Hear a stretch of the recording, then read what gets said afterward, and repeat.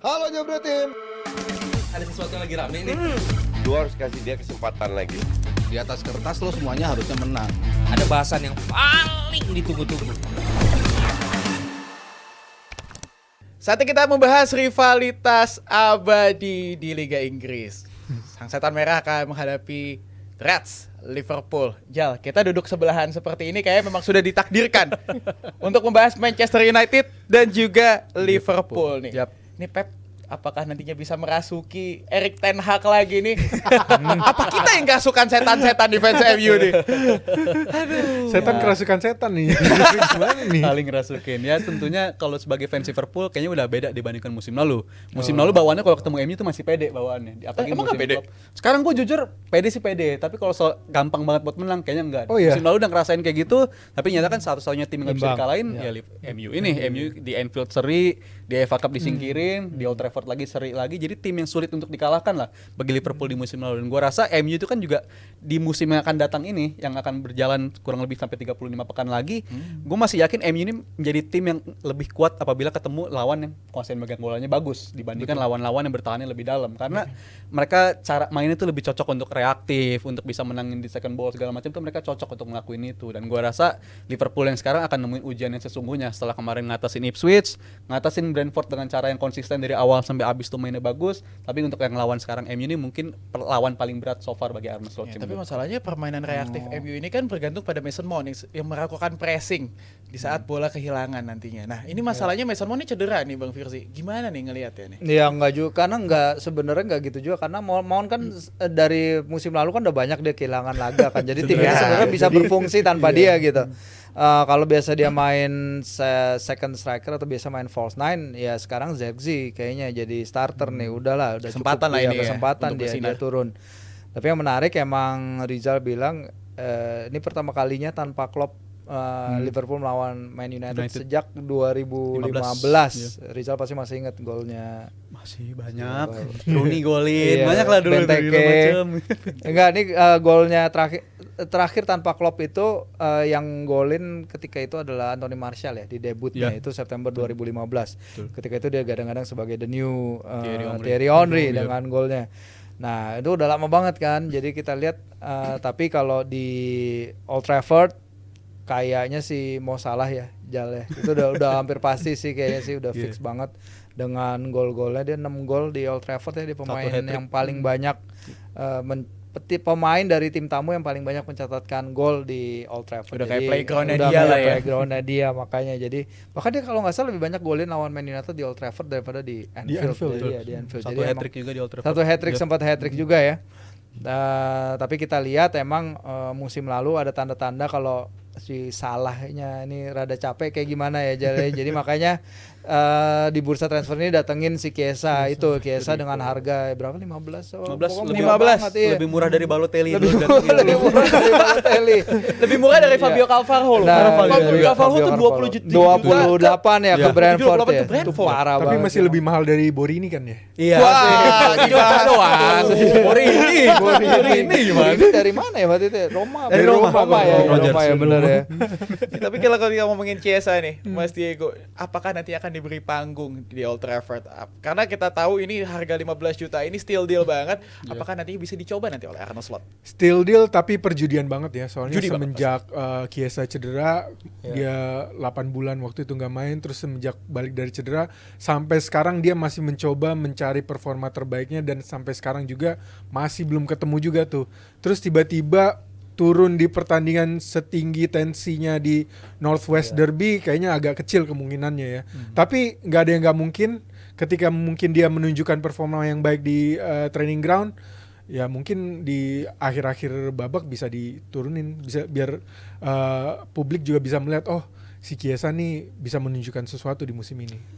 Dan Chiesa ini yang menarik, walaupun dia punya predikat injury prone karena dulu cederanya cukup fatal juga ya, beberapa kali cedera yang fatal. Tapi di musim 2023-2024 jumlah waktu bermain dia justru lebih banyak dari Trent Alexander-Arnold di musim lalu, lebih banyak dari beberapa pemain juga. Jadi sebenarnya di musim lalu pun sebenarnya dia tersedia dari 33 pertandingan dibandingkan 38 game total. Dia 33 game tersedia walaupun nggak semuanya sebagai starting lineup, tapi dia selalu available. Jadi kalau soal ketersediaan ya gua harap sih tren yang berlanjutnya tren kayak musim lalu. Musim lalu itu bisa dikatakan musim yang cukup bersih lah. Walaupun banyak juga cederanya tapi bukan cedera yang long term segala macam, karena sebelum-sebelumnya kan terganggunya cedera yang long term. Dan di musim terakhir dia bersama Juve juga itu justru musim tersubur dia bersama Juve, total 9 gol, dan menurut gue itu steal deal lah, makanya tetap dia steal deal, dapat total 9 gol, dia datangin dengan harga segitu, gambling juga, tapi ya harus sabar-sabar sih. Gue nggak yakin dia bakal diturunin Sekarang di Old masalahnya Trafford. kutukan mengatasi kutukan pemain Itali di Tuh, Liverpool itu tuh. itu Belani, dia, Aquilani, Balotelli, Balotelli. semua. Banyak banget, nggak belum ada yang berhasil sih. bisa Itu era dikatakan. kegelapan itu, FIFA 14 itu. Gak bisa gue pakai Liverpool itu. Pusing. Tapi masalahnya kalau kita ngelihat dari tim lawannya nih, Manchester United, Rizal sempat ngomong di DPI episode Senin, sebelumnya, Maguire akan menjadi salah satu pos yang paling berbahaya karena memang datangnya Matthias De Ligt. Gimana nih, Mas Firza? Mas Firzi. Mas Firzi apa yang mana? Hanya diam. Salah kan gue jadinya. Nah, benar-benar. Mas Firzi. Padahal gua loh bukan yang lebih menyeramkan lagi yang di sini. Mohon maaf, Matthias De Ligt, datangnya Matthias Matthias De De Ligt. Ligt. Akankah diberi kesempatan setelah Maguire kemarin sempat melakukan beberapa error? Ya banyak yang minta ya, banyak yang minta dia turun, banyak yang minta it's time for him. Kayaknya waktu adaptasinya 2 pertandingan turun 30 menit juga kan lumayan. Kemarin dia waktunya emang ketika lawan apa Fulham ya. Lawan Fulham dia main bagus kan, jadi maka dia dapat kesempatan di laga kedua. Dia lawan Brighton, tapi kita lihat juga Brighton ternyata emang lagi bagus-bagusnya, pemainnya quick, punya pace dan ini luar biasa. Nah kalau nanti kita lihat kalau dari apa yang udah terlihat dari Liverpool Arne Slot ini yang impresif juga ya, bahwa dalam 1,5 bulan si Slot udah bisa menetapkan dia pingin main seperti apa, udah terlihat banget identity-nya seperti apa. Ini yang orang masih banyak nanya ke Erik ten Hag nih, di seperti apa sih, mau main seperti apa. Walaupun kita tahu Fai, kalau dari awal-awal kan sebenarnya udah kelihatan ya. Sebenarnya udah kelihatan apa yang dia mau, tapi ya mungkin faktor cedera dan lain-lain jadi excuse ya, gue nggak tahu itu bisa diterima apa enggak, tapi akhirnya sekarang Man United mulai lagi menemukan cara mereka ingin bermain, terutama ketika ada Lisandro Martinez di sana. Dan Lisandro Martinez kita tahu dia bisa menerjemahkan si keinginan sang pelatih. Matthias De Ligt adalah kaptennya Erik ten Hag ketika Ajax nyampe ke semifinal Liga Champions pada usia 19 tahun. Jadi gue nggak lihat ada alasan lebih misalnya kenapa bukan De Ligt yang main. Seharusnya emang dia, apalagi kalau dia memang melihat game by game basis ya. Misalnya kalau si Maguire main bagus lawan Fulham, terus dia main kemudian lawan Brighton, tapi kemudian dia main jelek lawan Brighton, ya dia udah ada competition sekarang, dia harus ada pesaingnya. Dan lu kan kiper, Onana nih sebenarnya gue belum lihat nih. Iya, Onana makin kelakuannya makin aneh, tapi ada aja ya. Belum Performance-nya nggak Belum dimenunjang ya. membuktikan. Kalau musim lalu kan at least dia bisa tuh nahan tembakan yang gila-gila. Sekarang nih, Ini sekarang cuma jadi batut doang di gawang. Iya, Rondo kesini. Apa? Gue juga bingung sebenarnya sama performa Onana. Jauh banget dibanding musim lalu. Ya semoga aja ada perbaikan sebenarnya. Yang gue harapin, makanya semoga lah lini pertahanan itu bisa konsisten, karena balik lagi Manchester United problemnya sekarang 2 menurut gue, konsistensi dan juga fatigue. Karena intensitas permainan yang diinginkan sama Ten Hag ini lebih tinggi. jauh lebih Maksudnya, tinggi. jauh lebih tinggi dari Jadi sebelumnya. pasti faktor injury itu akan menjadi Ya, faktor dan itu kunci yang lagi jadi nantinya. masalah kan tahun lalu ya. Itu yang akan menjadi. Apalagi ada Europa League. Nah, sekarang ada kan. Europa League. Oh, Europa League ya. Pertama MU kali. ada Europa League ya? Isi Ada. Europa League. Ada. Masih ada ya ternyata ya? UCL rasa jeruk. Iya, yang rasa jeruk. Gak apa-apa lah daripada yang hijau kan. Yang hijau, ya. Kejauhan itu kalau yang hijau. Aduh, kalau yang hijau mah kejauhan. Tapi Mas Diego, karena Mas Diego juga tadi kita sempat ngobrol di balik layar, ngebahas Chiesa juga, ngelihat Chiesa nih, seperti apa sih nantinya kalau misalnya mau ditaruh di skema Liverpool?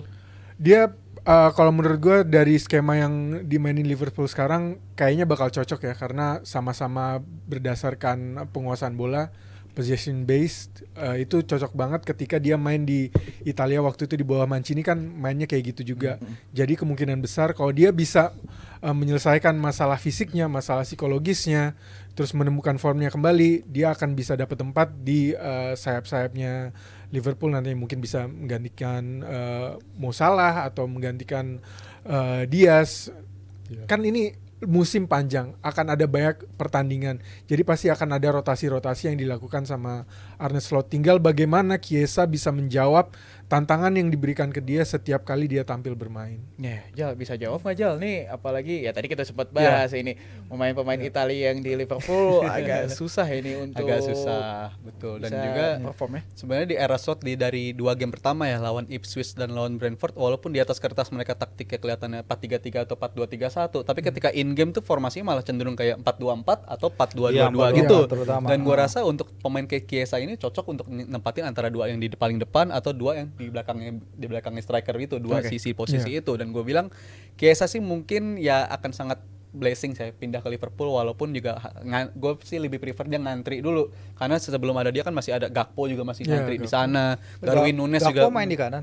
Gakpo di kiri, Bisa. tapi Ya, Gakpo di kiri kan. Tapi posisi Salah ini kan Iya, juga bisa iya. digantikan gitu. Di posisi winger maksudnya banyak banget antriannya. Tapi yang berkaca dari 2 game dia Arne Slot juga, Salah itu kan selalu jadi opsi yang diganti di menit 70-an juga di 2 game. Selain Trent yang diganti, Salah juga Jota opsi yang juga, diganti. Jota juga diganti. iya. Dan gue bilang untuk posisi kanan pengganti Salah mungkin yang sepadan ya cocoknya Chiesa, karena kalau untuk si Gakpo ya jelas lebih Nggak, bagusnya iya, di dia kiri. lebih kiri, iya. Luis Diaz juga bisa, musim lalu ketika Salah away di Piala Afrika mainnya di kanan, tapi kita tahu dia lebih efektif di kiri. Jadi untuk penggantinya Salah kalau dia emang template-nya sekarang harus diganti di menit 70-an, gue rasa sih Chiesa pilihannya di posisi itu.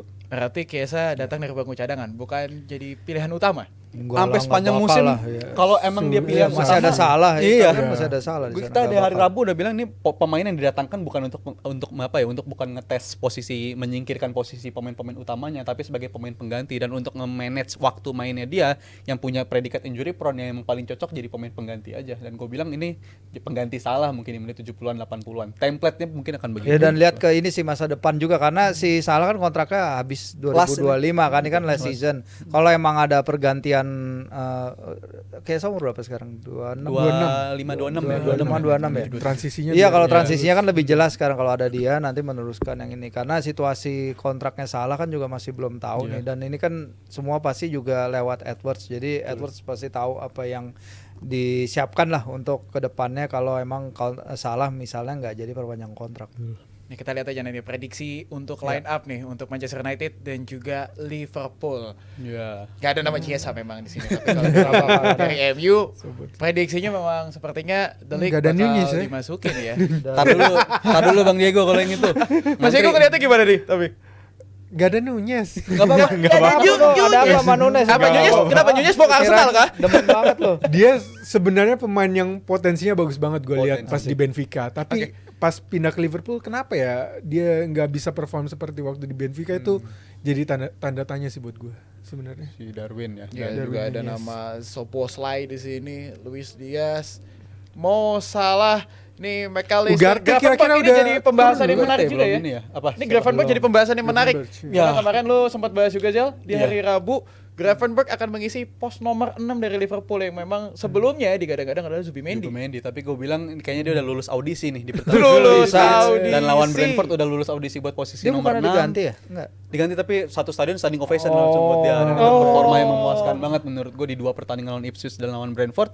Dan gue rasa ini winning team Liverpool untuk sekarang ya, ini nih winning timnya dan layak untuk dilanjutkan. Kalau untuk Liverpoolnya begitu. Kalau untuk United ya jelas ini masih tanda tanya. Casemiro sih di 2 game kemarin cukup oke lah kalau di perbandingannya standar musim lalu. Standar musim lalu kan jelek banget Casemiro, tapi di 2 pertandingan kemarin cukup oke ya. Mungkin Garnacho sih yang menurut gue must start untuk pertandingan kali ini ya, karena untuk Rashford 2 kali dikasih kesempatan dan nggak bisa menjawab Belum, menurut gue. Main nih justru yang menurut gue masih belum seperti musim lalu permainannya. Kalau gue lihat di 2 pertandingan awal ini masih belum sesolid itulah.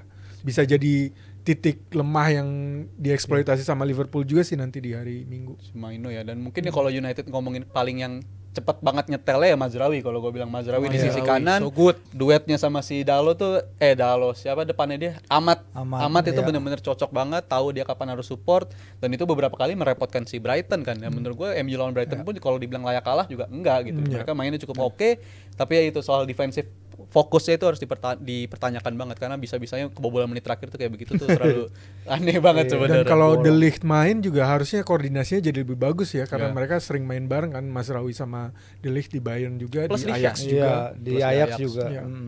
Itu dia makanya prediksi yang tadi sudah kita lihat Aseta, tapi kalau Mas Firzi bener kali ini bener. Bener ya. Kali ini bener Mas Firzi ngelihat proyeksi line up seperti ini, prediksinya Mas Firzi untuk pertandingan hari Minggu seperti apa? Liverpool itu cuman kalah sekali ya dari 6 laga tandang Premier League terakhir ke Old Trafford. Tapi nggak ada pelatih Liverpool yang bisa menang 3 laga beruntun di Liga sejak 1922. Tapi kayaknya nih pecah nih sama Arne Slot nih. Waduh mas, waduh. Bisa nggak? Bisa, kalau gue bilang bisa sih Liverpool sih. Itu flying start sih kalau Iya, bisa flying di start sih, Old 3 Trafford. kemenangan beruntun. Tapi dengan segala modal yang mereka punya, oke, Man United bagus dan kadang bisa memberi kejutan ya, terutama yang di Piala FA itu ya. yang golnya Amad Diallo Iya. di extra time ya. Betul. Itu kan yang bikin kejutan juga. Tapi kalau gue bilang kali ini sih sebenarnya duel 2 pelatih botak ini bisa jadi Belanda ya. Belanda lagi ya. Bisa jadi si Liverpool sih Jal. Kalau gue sih masih bisa sih. Liverpool Lu yakin? Nggak terlalu gua, jujur nggak terlalu yakin. Bisa. Wah, gimana ini? Takut loh justru kalau lawan MU di Old Trafford gua. Gua aja yakin Liverpool yang menang.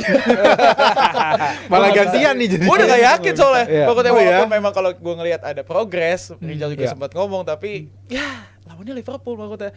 Di bawah Arne Slot nih terlihat sangat menjanjikan. Jadi Menjanjikan. ya ada sisi pesimisnya lah, tapi masih pengen optimis. Tapi kalau Mas Diego ngelihat proyeksi lineup seperti ini, Kalau gue mungkin karena faktor main di Old Trafford ya, ada atmosfer juga yang nggak bisa dipungkirin akan berpengaruh terhadap pertandingan. Dan melihat game model 2 tim juga, kemungkinan besar Liverpool bahkan lebih banyak menguasain bola, MU bakal counter attack.